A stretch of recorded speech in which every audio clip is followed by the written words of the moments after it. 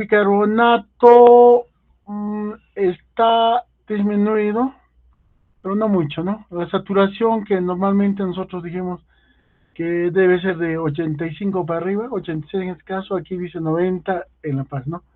El PAFI es mayor a 200, lo normal, ¿no? El B es más o menos 5, el lactato menor a 5 o de 2 a 5 mili equivalentes.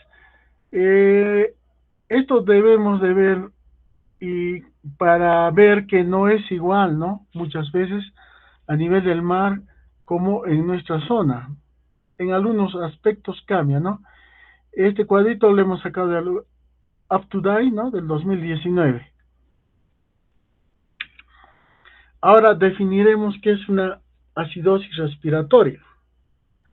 Una acidosis respiratoria se refiere a la disminución del pH sanguíneo, que está por debajo de 7.35, más el aumento del PCO2.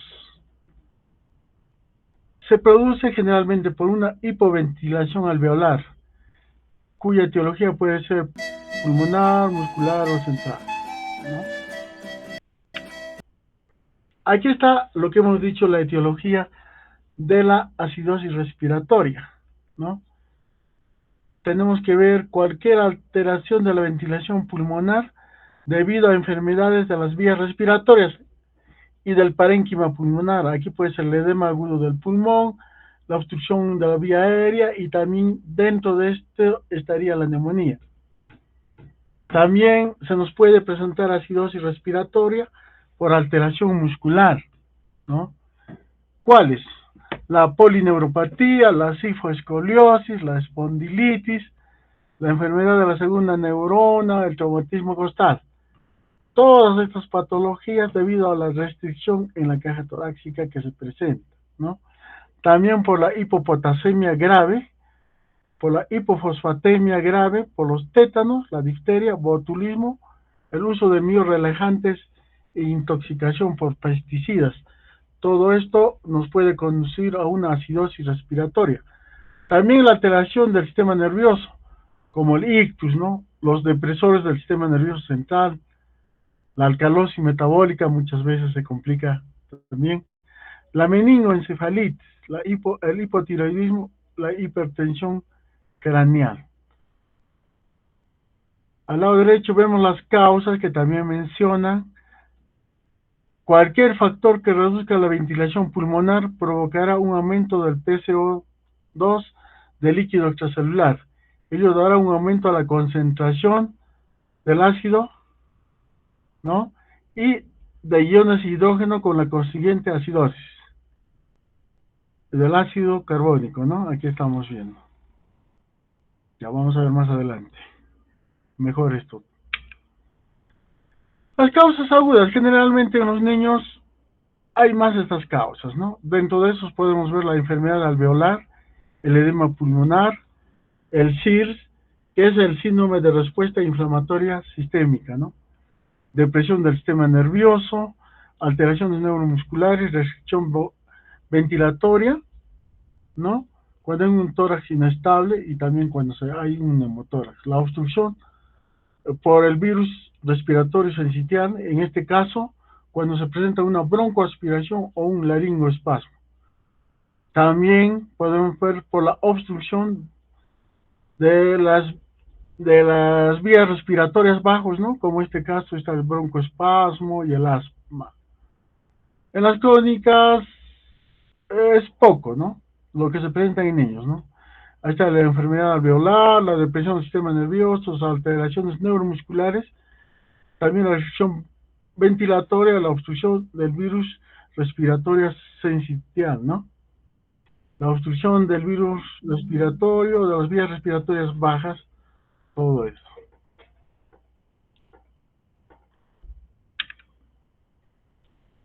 Aquí también estamos viendo las mismas causas que hemos señalado, ¿no?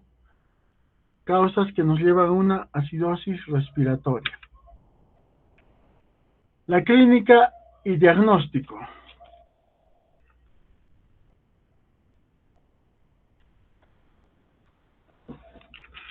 Aquí vemos signos y síntomas. Lo podemos clasificar en moderados y en graves. Dentro de los moderados está la disnea, la taquipnea, el tiraje, ¿no? La taquicardia, la hipotensión, la cefalea y la visión borrosa. Cuando se complica el cuadro, ¿no? Podríamos decir, en los casos graves ya hay presencia de arritmias, confusión, convulsiones, hipertensión intracraneal, ¿no? También estaría nuevamente aquí la confusión, la fatiga fácil, el letargo, la dificultad para respirar y la somnolencia. Esto lo determinamos a través de la gasometría arterial, ¿no? ¿Para qué? Esto sirve para determinar los niveles de gases como el oxígeno, el dióxido de carbono en la sangre. El diagnóstico gasométrico se analiza la relación de la presión del oxígeno y la saturación arterial del oxígeno con el pH para sospechar acidosis. También es muy importante las pruebas de función pulmonar para determinar si el paciente presenta o no una hipoventilación. Aquí estamos viendo que la acidosis respiratoria no está asociado con la hipoxemia más signos de insuficiencia respiratoria. Esto nos va a llevar a una hipercapnia, ¿no? Y esto va a hacer que haya una vasodilatación, ¿no? Y mayor flujo vascular a nivel del cerebro. Las manifestaciones de la acidosis respiratoria.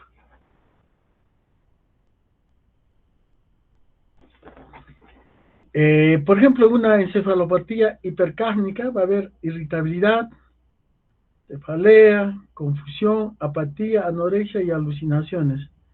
En una hipercapnia severa y súbita con hipoxia, vamos a tener disturbios neuromusculares y convulsiones, para después presentarnos el colapso hemodinámico con shock y la hipotensión.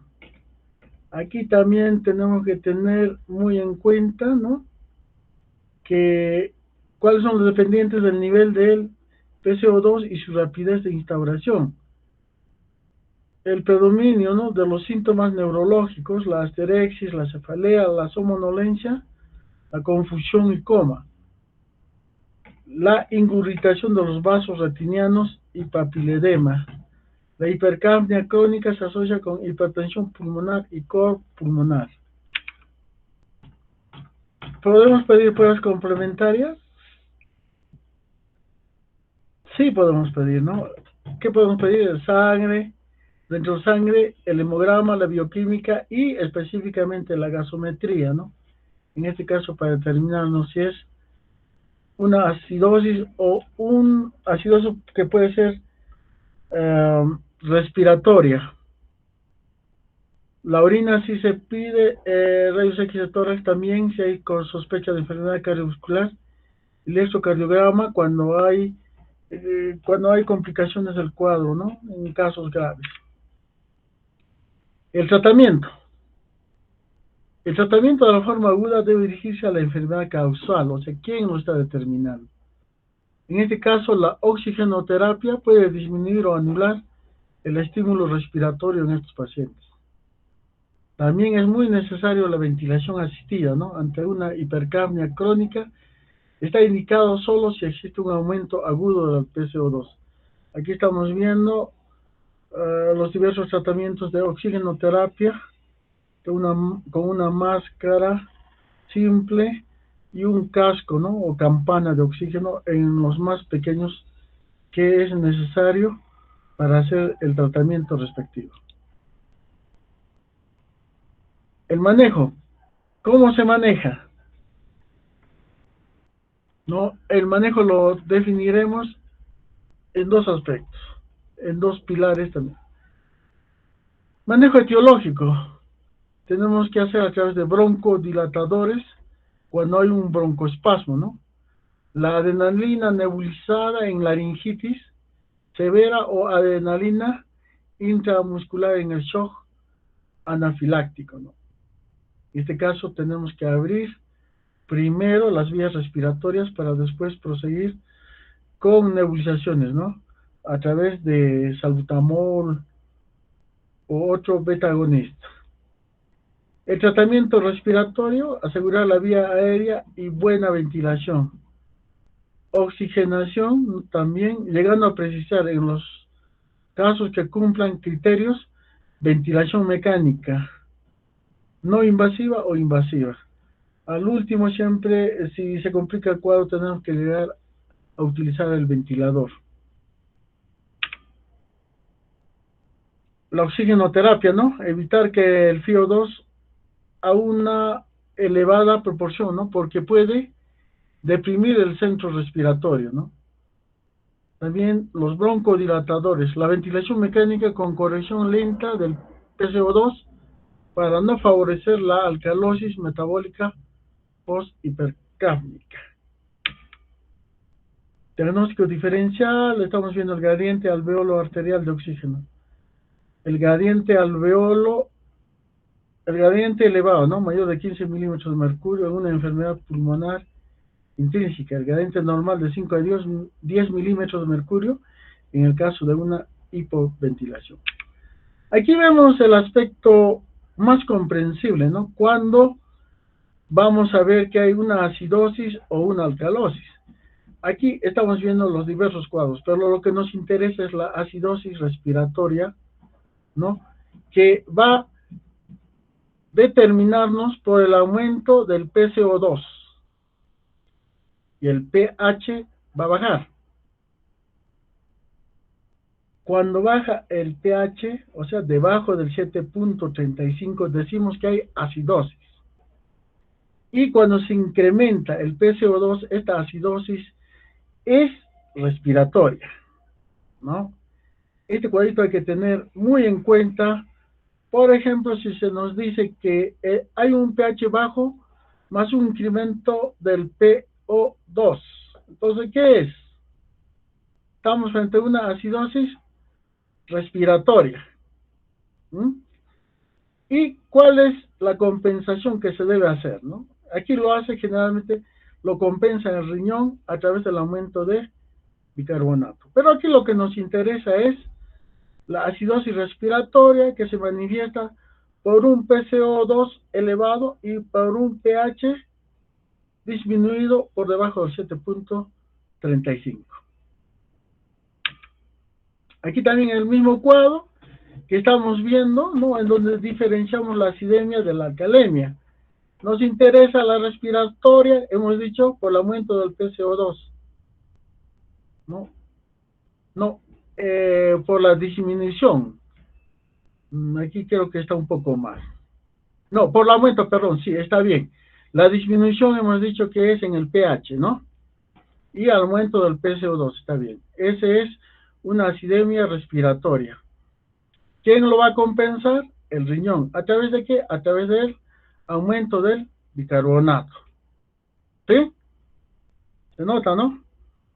Listo.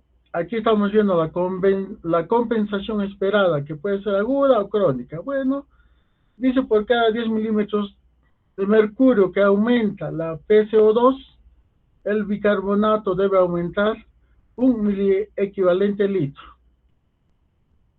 Dentro de la cronicidad, por cada 10 milímetros de mercurio que aumenta el PCO2. El PCO2 siempre vamos a valorar a través de los milímetros de mercurio, ¿no? El bicarbonato debe aumentar entre 3 y 5 miliequivalentes litros. Se nota, ¿no? Se ve el cuadrito. Ahora, podemos decir que la principal amenaza para la vida en la acidosis respiratoria deriva de la hipoxemia, asociada del nivel de hipercapnia o acidosis. Por lo tanto, la administración de oxígeno representa el elemento crítico en el manejo de acidosis respiratoria. Se debe tener cuidado cuando se administran concentraciones muy elevadas o no controladas de oxígeno en algunos pacientes con hipercapnia, ¿no? Hipercapnia se refiere al incremento del PCO2 por encima del 45 milímetros de mercurio, ¿no? Particularmente en aquellos con enfermedad pulmonar crónica, en quienes la suplementación excesiva de oxígeno puede ocasionar depresión respiratoria y provocar incremento del PCO2. Eso es muy importante. Tratar la hipercapnia directamente con una estrategia ventilatoria individualizada. Para cada paciente el tratamiento es muy diferente.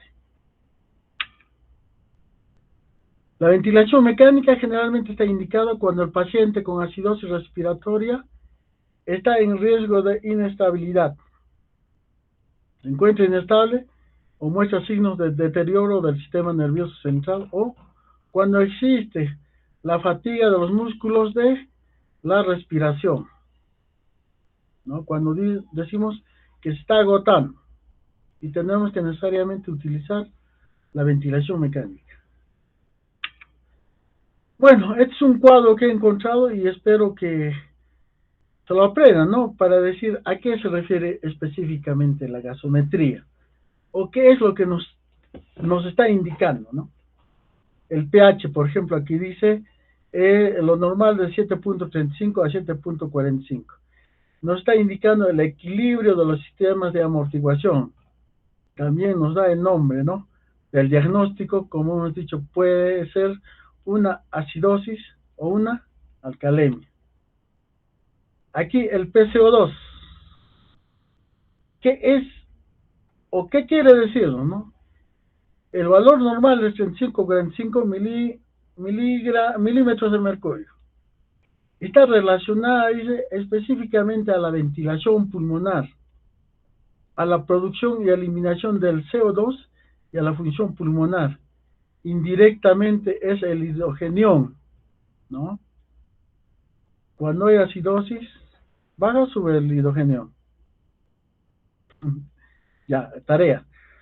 Ya, el PO2, o la presión parcial del oxígeno, que es normal de 90 a 100 milímetros de mercurio, está relacionada a la ventilación, difusión del oxígeno y la perfusión. Indirectamente mide la función pulmonar. ¿Quién mide la función pulmonar? El PO2. ¿Quién mide la ventilación pulmonar? El PCO2, ¿no? Este es un cuadrito que yo creo que van a tener que repasarlo bastantes veces para ver qué realmente es una gasometría, porque a veces no sé, ¿no? Que no sabemos por qué están dando o por qué están determinando estos números, ¿no? O qué es lo que nos quiere mostrar. Bueno, señores alumnos, esto ha sido con relación a este tema que es muy importante. Es pequeñito la acidosis respiratoria, pero he querido meter algunos cuadritos más para que nos demos mejor, para que nos orientemos mejor. No sé si habrá algún aporte o alguna pregunta, o en todo caso, damos por concluido la presente sesión correspondiente al día de hoy. Muchas gracias.